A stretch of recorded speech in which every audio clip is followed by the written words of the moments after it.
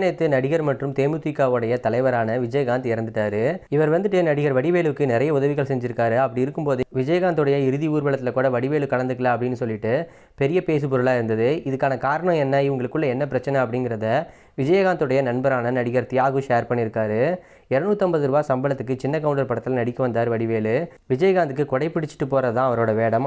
அவருக்கு புதிய துணிமணிகளை எடுத்து தந்தார் என்னோட நண்பர் விஜயகாந்த். ஒரு நாள் விஜயகாந்தோட வக்கீல் இறந்துட்டாரு. அவரோட வீடு சாலிகிராமத்தில் இருக்கிற வடிவேலோட வீட்டுக்கு எதிரில் தான் இருக்குது. துக்கம் விசாரிக்க வந்த சிலர் வந்துட்டு வடிவேலோடைய வீட்டுக்கிட்டே வண்டியை பார்க் பண்ணிட்டு வந்திருந்தாங்க. இதை கூட பொறுத்துக்காத வடிவேலு, என் வீட்டு பக்கம் ஏன் வண்டி நிறுத்துனீங்க, வண்டியை எல்லாம் எடுங்க அப்படின்னு சொல்லிட்டு கோவமாக சத்தம் போட்டார். ஏப்பா, சாவு வீட்டுக்கு வந்தவங்க கொஞ்ச நேரத்தில் கிளம்பிடுவாங்க, அது வரைக்கும் பொறுத்துக்க கூடாதா, இப்படி கொச்சையாக பேசுறியே, இது நியாயமா அப்படின்னு விஜயகாந்தோட நண்பர்கள் சிலர் கேட்டாங்க. ஆனால் வடிவேலு அதை கேட்கல.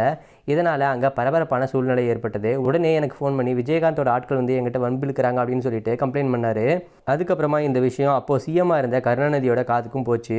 விஜயகாந்தை பழிவாங்க திமுகவுக்கு வடிவேலு பிரச்சாரம் செய்ய இதுதான் காரணம். திமுகவோட தேர்தல் பிரச்சாரத்தில் கேப்டனை தொடர்ந்து அவதூறாக பேசி வந்திருக்காரு வடிவேலு. யாரும் வடிவேலுவை தவறாக பேசக்கூடாது அப்படின்னு சொல்லிட்டு அன்பு கட்டளை போட்டிருக்காராம கேப்டன். அதுக்கப்புறமா தேர்தல் முடிவில் அதிமுக கூட்டணி வின் பண்ணியிருக்காங்க. கேப்டன் எதிர்க்கட்சி தலைவராக இருக்காரு. திமுக தோற்றதுனால வடிவேலுக்கான சினிமா வாய்ப்புகள் பெருமளவு குறைஞ்சிருக்குது. நடிகர் சுப்புராஜ் 2013ஆம் ஆண்டு ஒரு தடவை கேப்டனை சந்திச்சப்ப வடிவேலு உன்னோட ஃப்ரெண்டு தானே, ஏன் இப்பெல்லாம் நடிக்கிறது இல்லை அப்படின்னு சொல்லிட்டு கேட்டிருக்காரு. எதுக்குன்னு இப்படி கேட்குறீங்க அப்படின்னு சொல்லிட்டு நடிகர் சுப்புராஜ் கேட்டிருக்காரு. அதுக்கு அவர் நல்ல நடிகர், நடிக்காமல் இருக்கக்கூடாது, அதனால அவர் நடிக்கிறதுக்கு வாய்ப்பு கொடுக்க சொல்லுங்க அப்படிங்கிறது போல கேப்டன் நடிகர் சுப்புராஜ் கிட்ட சொல்லியிருக்காரு. அது மட்டும் இல்லாமல் நடிகர் வடிவேலுவை வச்சு அவரை பற்றி அவதூறாக பேசி பிரச்சாரத்தில் வடிவேலுவை ஈடுபட வச்ச திமுக தலைவர் கருணாநிதியோட இறப்புக்கு கூட அவர் ஒரு குழந்தை மாதிரி அழுந்திருப்பாரு. இது கூட சோஷியல் மீடியாவில் அப்போ பயங்கரமாக வைரல் ஆச்சு.